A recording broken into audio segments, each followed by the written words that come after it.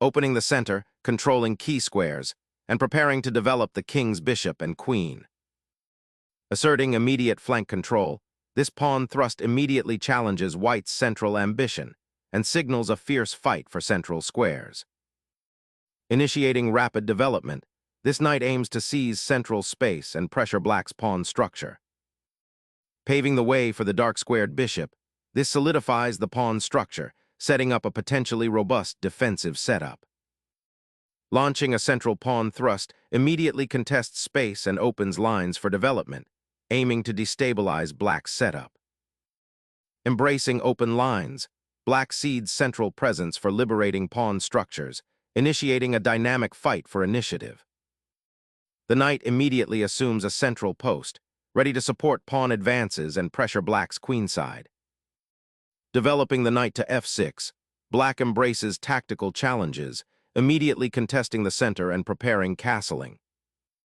Developing this knight to c3 solidifies central control and prepares for pawn advances, setting a dynamic positional tone for the ensuing middle game skirmishes.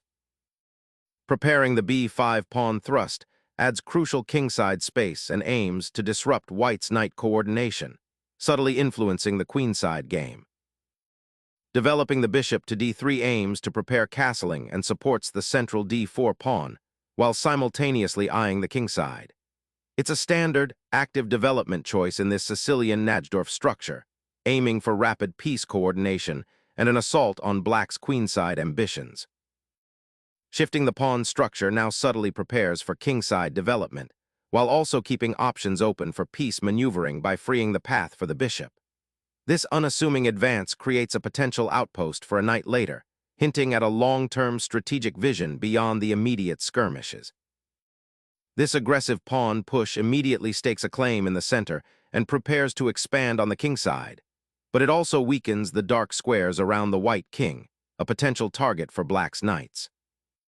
Preparing to contest the central dark squares, this move sidesteps the immediate kingside pawn thrusts and aims to develop the queen to a more active, less vulnerable post, while potentially supporting b5 advance later. A proactive defense of the center is initiated, preparing to cast castling kingside, potentially locking down the pawn chain and bringing the rook into the game. Preparing a queenside expansion and solidifying the pawn structure, this move gently repositions the b-pawn, aiming to challenge white's central control and potentially open lines for the queenside pieces. Aggressively expanding on the kingside, this pawn thrust aims to create immediate attacking potential, though it simultaneously weakens the kingside structure and demands precise follow-up to avoid creating targets. Sharpening the diagonal control towards the castled king, this bishop's placement prepares for potential future pressure, while also offering a subtle defense of the e4 square, subtly challenging white's g-pawn advance by eyeing the center. Aggressively pushing the g-pawn further, white aims to restrict black's kingside and potentially open lines towards the enemy monarch, creating dynamic imbalances. Safeguarding the king and preparing for an eventual queenside expansion, this knight repositions to a more solid square, evading the immediate skirmish and keeping an eye on potential future maneuvers. Injecting immediate pressure on the kingside, the pawn push on the h-file aims to either seize further territory or force a pawn capture that opens lines towards the black king. This aggressive pawn storm, a hallmark of certain Sicilian lines, seeks to exploit the cramped nature of black's queenside development, particularly the undeveloped bishop on c8. White hopes to create weaknesses that can be exploited later, potentially targeting the squares around the enemy monarch with pieces. However, this advance also creates potential weaknesses for white's own king, so careful prophylactic moves and piece coordination will be crucial to avoid overextending. Developing the knight to its natural outpost on c6 establishes a solid central presence and prepares for further piece activity, while simultaneously reinforcing d4 and potentially eyeing the queenside expansion. White is proactively reinforcing their central presence while preparing for potential pawn pushes on the kingside, aiming to restrict black's queen and bishop. Introducing knight to c5 injects an immediate dynamic into the center, challenging white's pawn chain and hinting at a potential queenside counterplay. This maneuver aims to disrupt white's harmonious development and force them to address the burgeoning threat to the d4 knight and the open c-file. By bringing the knight into active participation, black seeks to seize the initiative and complicate white's aggressive intentions on the king side. Unleashing a pawn storm on the king side is the clear intention, aiming to shatter black's defensive structure and exploit the open diagonals for the white bishops. This aggressive advance creates immediate spatial pressure and forces black to react defensively, potentially sacrificing positional harmony for defensive solidity. The pawn on h5 now stares menacingly towards black's king, hinting at future tactical possibilities or a slow, grinding positional squeeze if black cannot adequately counter the encroaching pawns. Embracing the open files, black immediately seeks shelter and prepares for the inevitable clash on the queenside by castling long, a bold decision that plunges the king into the heart of the storm brewing across the board.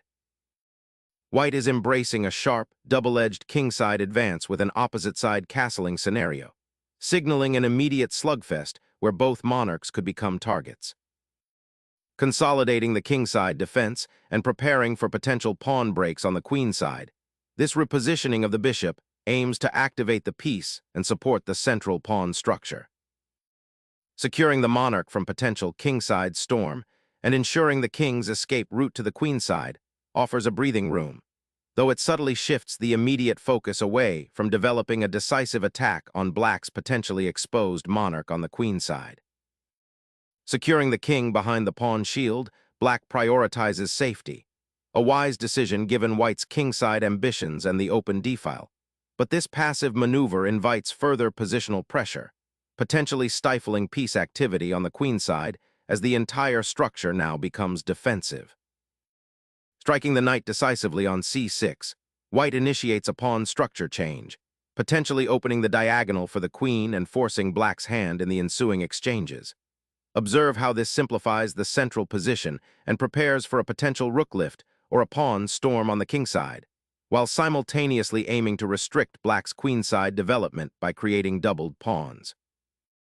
Suddenly, the queen redirects its gaze from the queenside to the center, preparing to re-engage in the pawn skirmish and perhaps find sanctuary on a more active diagonal now that the knight has been exchanged.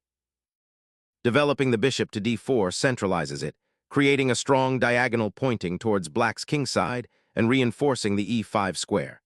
It prepares to contest control of the central dark squares and potentially support an attack on black's somewhat exposed monarch.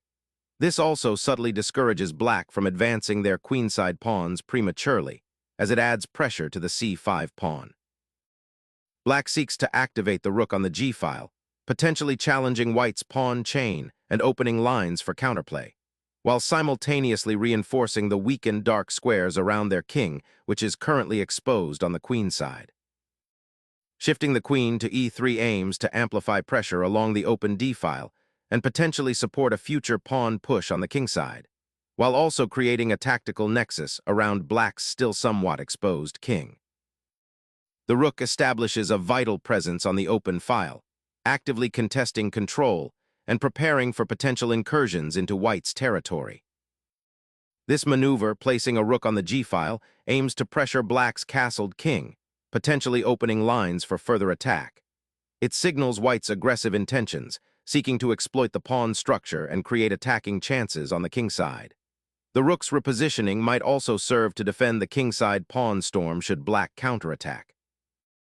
This maneuver creates an immediate structural weakness on the kingside for black, sacrificing pawn solidity for potential counterplay on the c-file. Opening up the g-file now, this aggressive thrust creates immediate complications, aiming to destabilize black's castled king.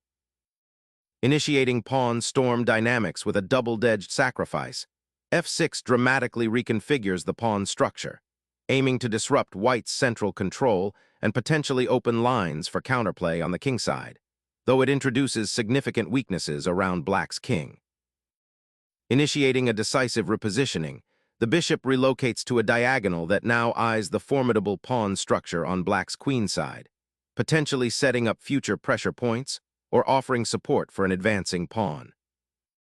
Challenging the central pawn chain, black boldly expands on the queenside, aiming to disrupt white's kingside ambitions and potentially open new lines for counterplay.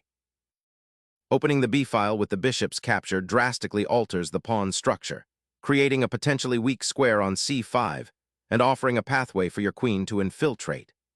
This exchange, while eliminating black's central bishop, also grants them active counterplay along the newly liberated diagonal, forcing you to remain vigilant about threats against your king.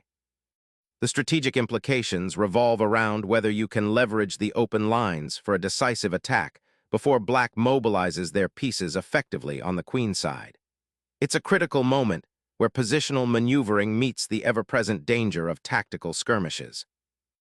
Embracing the doubled pawn, a double-edged sword, as black consolidates their pawn structure in anticipation of future pawn advances or tactical sacrifices on the newly opened diagonals. Pivoting the bishop to f1 aims to redeploy it to a more active diagonal, potentially eyeing the weakened squares around black's king after the pawn structure has been so drastically altered, all while unblocking the d-file for the queen. Unlocking the queenside diagonal, this pawn push ignites a race against white's kingside storm, aiming to create active counterplay before white's attackers breach the defenses and potentially exploiting the now vulnerable c5 square. Re-establishing the knight's influence towards the kingside, this maneuver aims to bolster white's attacking potential by potentially redeploying the knight to g3 or f4, further pressuring black's castled position. The rook's relocation to the d-file initiates a crucial repositioning, aiming to disrupt white's centralized pressure and explore counterplay along the open file. This move skillfully prepares for potential pawn advances on the queenside or a more aggressive central thrust, while simultaneously bolstering the defense of the d6 pawn. It's a dynamic step designed to create multifaceted threats and exploit any temporary weaknesses in white's pawn structure or piece coordination. The rook now exerts influence on an important diagonal and awaits opportunities to coordinate with other black pieces for a more assertive game. Opening the h-file further is a bold assertion of kingside pressure, aiming to exploit the pawn structure's weaknesses and potentially isolate the black monarch. Challenging the queenside structure with a pawn storm, black seeks to create counterplay and disrupt white's king's safety, potentially opening lines for their rooks. Recentralizing the rook offers flexibility, preparing to contest the d-file or perhaps swing over to support the kingside advance if the opportunity arises. Black boldly pushes the pawn, aiming to expand on the queenside and potentially disrupt white's king's safety by creating an outlet for counterplay. This pawn thrust creates immediate tension and forces white to consider how to manage this new flank threat, while their own king remains somewhat exposed. It's a dynamic decision, sacrificing some material potential on the kingside for initiative and a broader board presence. Initiating a central pawn thrust with the knight repositioning offers a potential shift in the pawn structure's dynamism, aiming to exploit any newfound weaknesses on the dark squares. Unleashing the pawn storm with c4 aggressively seizes territory on the queen side, aiming to disrupt white's compact structure and create attacking chances by opening lines for black's pieces. This advance, while bold, does invite white to react immediately, potentially creating weaknesses if black isn't fully prepared for the ensuing complications. Sharpening the pressure on the queen side, key 2 prepares to bolster the e-pawn and potentially eye the c4 square, aiming to neutralize black's dynamic pawn push. Unleashing a pawn storm on the queen side, black dramatically alters the landscape, injecting immediate chaos into white's carefully constructed position and creating a dynamic imbalance. The initiative shifts dramatically as white's queen abandons its defensive post, seeking a more aggressive role across the board while anticipating potential tactical fireworks on the king side. Unleashing a bold pawn storm on the queen side, this advance seeks to crack open white's pawn shield and expose the monarch. The material sacrifice is calculated to create immediate tactical complications, forcing white to defend actively rather than consolidate. Consider the potential for discovered attacks and the newly opened diagonals that could target key white pieces if the defense falters. This move fundamentally alters the game's complexion, transforming it into a sharp, dynamic struggle where precise calculation is paramount. The pawn structure is now highly unstable, offering both attacking chances and defensive liabilities for both sides. Sacrificing the queen here unleashes a torrent of counterplay, transforming the board into a tactical minefield where the safety of black's king suddenly becomes a paramount concern. White is banking on the exposed position of the black monarch and the potential for quick material gains once the dust settles. But this gambit opens up a dangerous Pandora's box of possibilities for both sides. The immediate material imbalance demands precise calculation and a keen eye for developing threats, lest White's aggressive venture backfire spectacularly. A desperate gambit emerges, sacrificing material for a fleeting attack against the exposed king. The king abandons the relative safety of its starting square for a precarious journey across the board, leaving White incredibly vulnerable. The black queen, emboldened by the pawn sacrifice, now pierces deep into White's territory, aiming to disrupt the awkward pawn structure and potentially launch a decisive assault.